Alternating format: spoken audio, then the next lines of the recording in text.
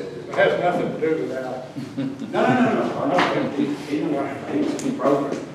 Okay, our program today is Alan Metzel, coach of the Gilmer Buckeyes, athletic director. Looking forward to a very successful year. Join me in welcoming Coach Alan Metzel. Thank you, Phil. Appreciate it. Glad to come today. I always enjoy getting to come and visit with you guys and fill you in a little bit on what's going on with us and just get to see your faces. I've gotten to come to a meeting or two through the past year and always appreciate you guys and what you do and what you stand for.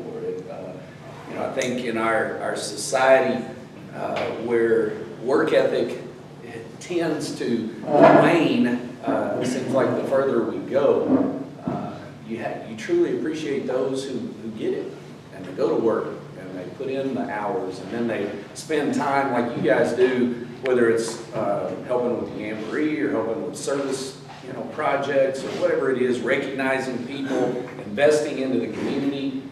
Those are things that we've got to do, I think, a better job teaching our younger people to get and to continue to breathe life into our towns. And so I can't be more thankful to you guys than I am. I really appreciate that. So, starting out with a new year, we had the meeting up at the school yesterday, and so those of you who got to see some of the new faces and what's taking place in the school. There's always changes every year, especially when you consider how many employees there are at Gilmer at this point in time. We have a lot of employees from pre-K all the way through the high school, auxiliary staff, etc. But specifically in the athletic department, we have a handful of changes. We have a new head volleyball coach and softball coach, and both those positions are being filled by Miss Kirsten Seahorn, who's been on our staff for 4 to 5 years, who's paid her dues.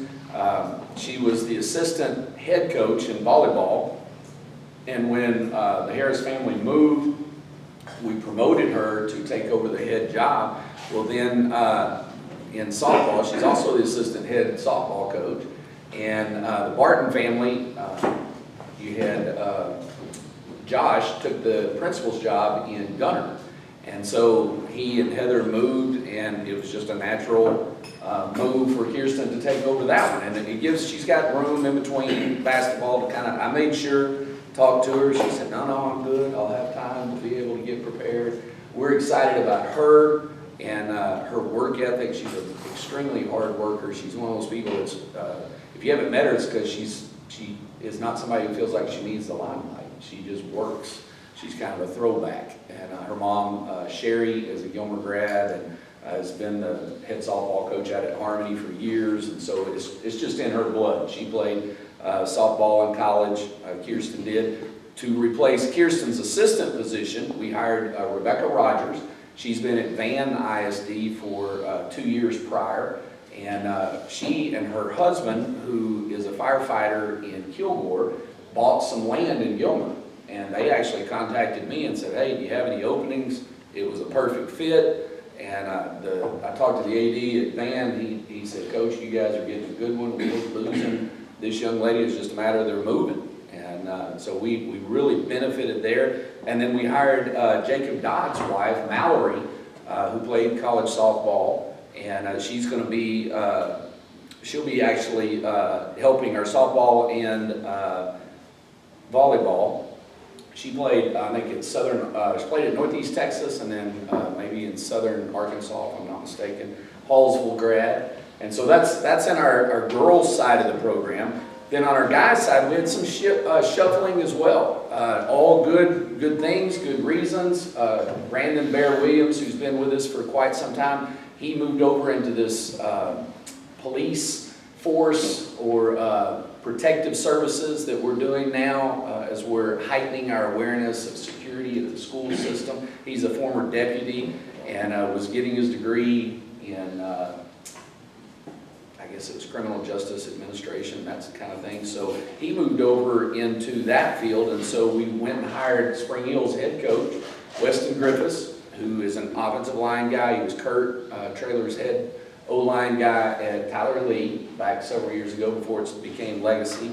And also coached with Brody Lipsy at Pittsburgh and coached with Olin Johnson at Troop. So we had some connections there with Coach Griffiths. So that was a big win for us to be able to get somebody of his caliber.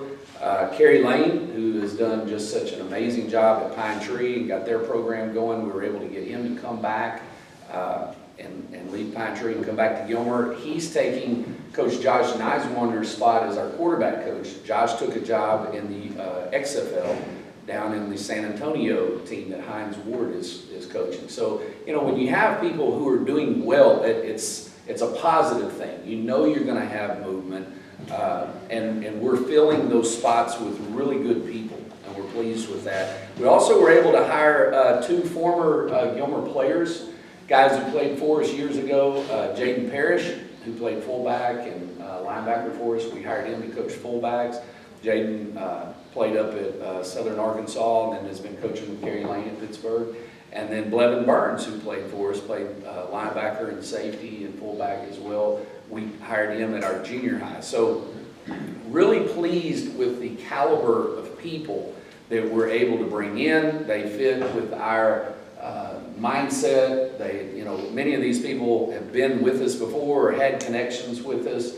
They're going to fit right in and just continue, we believe, in taking us where we want to go this year. So I could not be more thankful. There's a lot of schools out there that have, are not able to even fill people, fill their spots.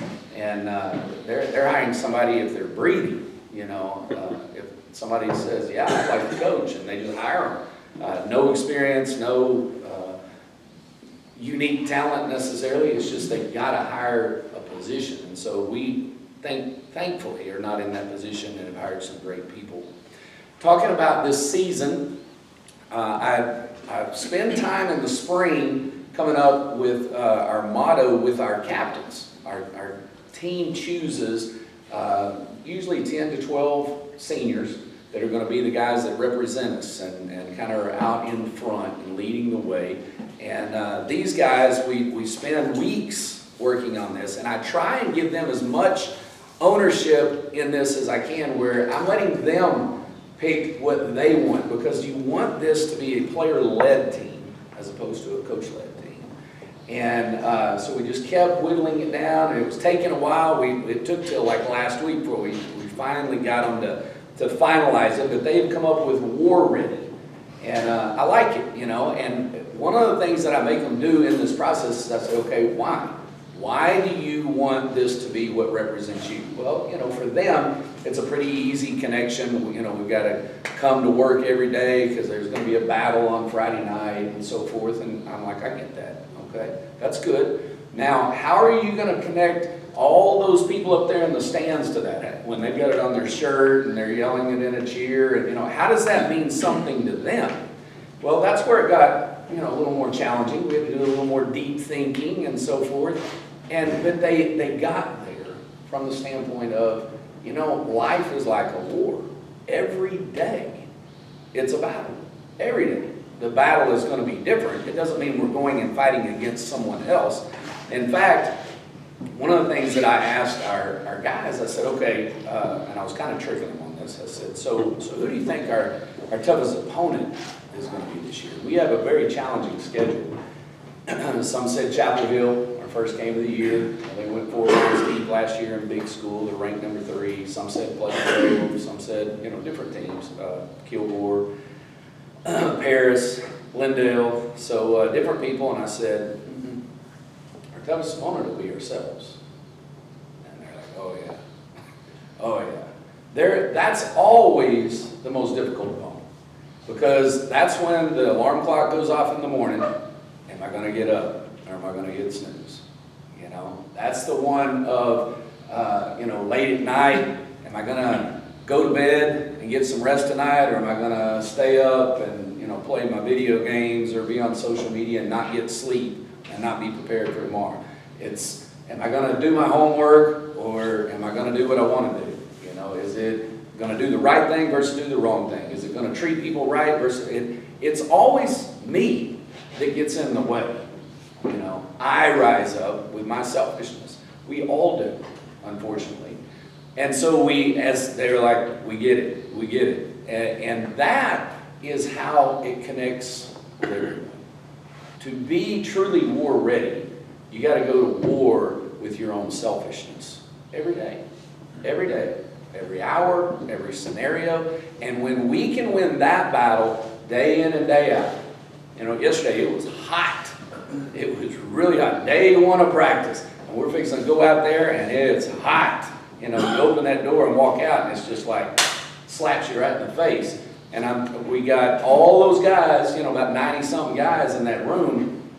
And I said, you gotta go to war right there. When that door opens and you step out, where's your mind gonna go? Oh, I don't want to do this. Or, here we go. We're war ready. We're gonna go attack this thing. We're gonna go be great right now, before there's people in the stands, etc. And so we're working on it. So anytime you see any of our players, ask them, why did you pick war ready?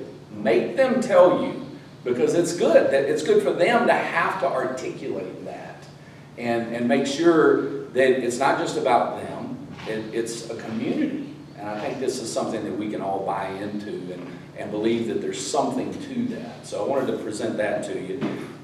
Just letting you know some of the details. We've got like 4 returning offensive starters, which means that we've got some youth there. Now we have some good players.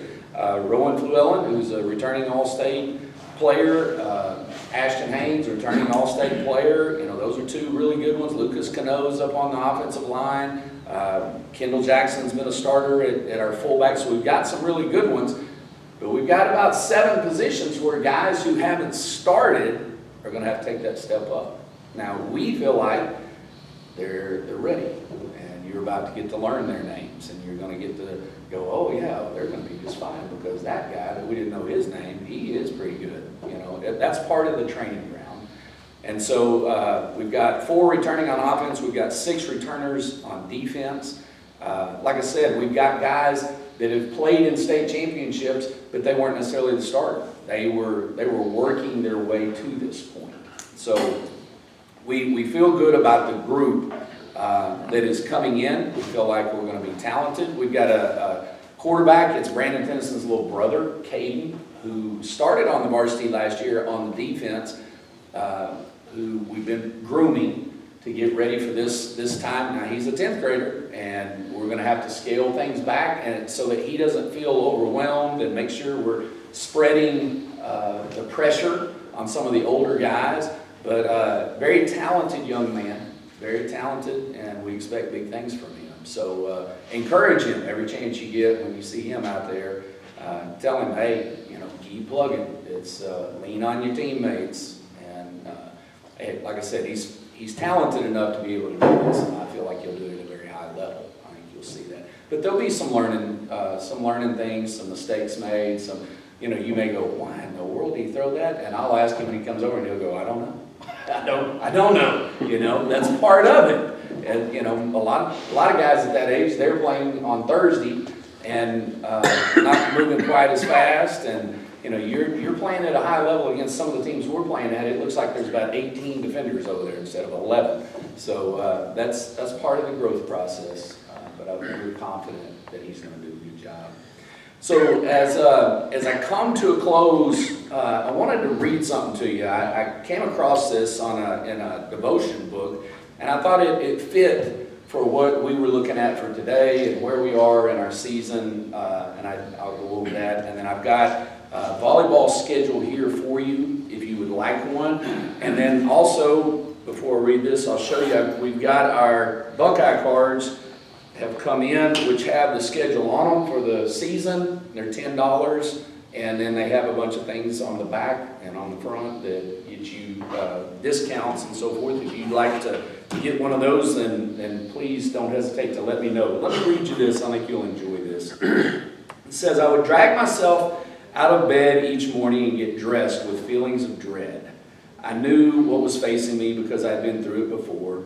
I would arrive in the locker room where the lingering smell of yesterday's sweat mixed with that of ointment we were rubbing on yesterday's bruises, along with several other smells that you can't identify. As we slowly put on our equipment, our desire to be there mixed with our knowledge of the hardship that was before us. On the field, under the blazing sun, and after their series of grueling drills, you wanted to vomit. Sorry about that, but it's true. To have just a moment to breathe or to walk off the field and quit altogether. Night was taken up with with ingesting huge amounts of food, taking a scalding hot bath, and getting to bed early. Morning came quickly, and the routine started all over again. This was the daily routine of the 2-a-day summer football practices. It was grueling but amazingly efficient way of preparing us for the season to come. It really did separate the men from the boys. It taught us to work through pain. It taught us the importance of getting each play right. It taught us how to work together and the importance of following the commands of the coach. And most of all, it whipped our bodies into shape. At the end of the summer, you weren't as breathless as before, and you couldn't remember the last time you wanted to vomit in the middle of practice. Those 2-a-day practices were hard, but they were for our good. And they weren't our destination, but a preparation for the destination of the football season that was to come. Yes, your life is hard now. You're being called to do difficult things under the heat of sun in this world. You're called to say no to feelings of discouragement and desire to quit. You're called to persevere doing the same good things over and over again until they become second nature to you. You're called to work with others who are going through the same hardship, and you're called to submit to the wise commands of God. You will face hardship tomorrow and the day to follow, but your hardship will not last forever. Yes, there will be moments of comfort along the way, times of rest, healing, and retreat, but they will be followed by more hardship. You must face these repeated hardships because the place where you are is not your destination. No, it's a place of preparation for the final destination that is to come. Preparation is hard, but you and I aren't ready, so we need to be made ready for the final place that will be our home. Today, thank God that He has a home waiting for you, that He loves you enough to use hardship to make you ready for your welcome to your final home. Your preparation won't last forever, but your destination will have no end. I thought that was pretty good. Pretty good analogy. With that, before I go sit down, anybody have any questions about the season, the schedule? Yes, sir. I have one. Yes, sir. I remember Jeff was talking about that where y'all, area coaches all get together and they try to figure out who wants to play who, in preseason and all that. Right. He said he was having a hard time getting that. Very. That's why we only have 9 games. Yeah, that's it. You're still having the same problem. Oh, no play doubt. Gilmer. No doubt. Yeah, it's very, that's why our first 4 games are all Division 4 big school who are all ranked. It's tough. It is tough. But I'd rather have that problem than when you're everybody else's home game. And I've been on this before too. So, and they're like, oh yeah, we'll play you. So yes, it is challenging. This past February was one of those years. We do it every 2 years. And so it gets tough. And we tried. We looked all over everywhere. Private schools, Arkansas, Oklahoma. We looked all over and just couldn't fit for the 1 week we needed it. So we'll have 9 games this year in the regular season, which is a little bit abnormal. How many home games? 4 this year, 5 away and 4 home. Any other? Yes, sir, Steve. Well, last week, at our briefing on regulations and so forth, are the high school games, do y'all have instant replay like there? Only at the state championship level. But you do have it there. We did have it there. I think maybe they did it at, if I'm not mistaken, they may have done it in our Salina game. It has to do with how many cameras there are and do they have the people available up in the booth and so forth. But that's, you're talking only probably round 5. That's a stretch, but in the state championship game they do. That's correct. Yes, Tim. Will the games be televised this year? The plan is to be streamed, just like we've been doing the past several years. That's gone very well. I haven't seen that it's affected our attendance. We're still putting people in the stands, so I think that we'll continue on in that mode. It's been kind of neat. My brother is in the military. He just got back from Japan, he and his wife, and so they got to keep up with our teams, you know, all the way over in Japan. So that was kind of cool to have that ability. Yes? When I played, especially when I went to University of Houston, freshman, August and whatnot, the linemen really had it rough with mosquitoes and 100% humidity and 100-degree temperatures. Oh, no doubt. They were calling on our one Indian member, Beaver, to do the rain dance. Please. Man, we don't do that sort of thing. You know, we had a football camp a week ago. I think it may have been the camp before that I'm thinking of, but whichever. One of the camps, our trainer puts out the water for the camps, and so he's constantly going in there getting these jugs and bringing out. In one night, he put out 290 gallons of water in one night for all there was 100 and something kids. Yeah.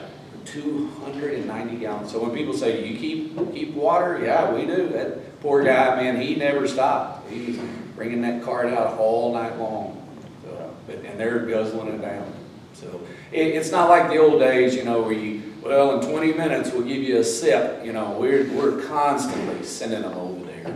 And getting the summer programs have evolved so much more now. It used to be the coaches couldn't get with, that was a rule. You couldn't train them. I don't really understand what the deal was there. But they've changed that now. And so we get to work with them all summer. And so now they come in such better conditioning, and we're not having, you know, thank God, we're not having near the heat issues, even though it's just really hot. But one, they're in better condition. Two, we have plenty of water and so forth. We have trainers that are there watching people. So that's a good thing. Anybody else?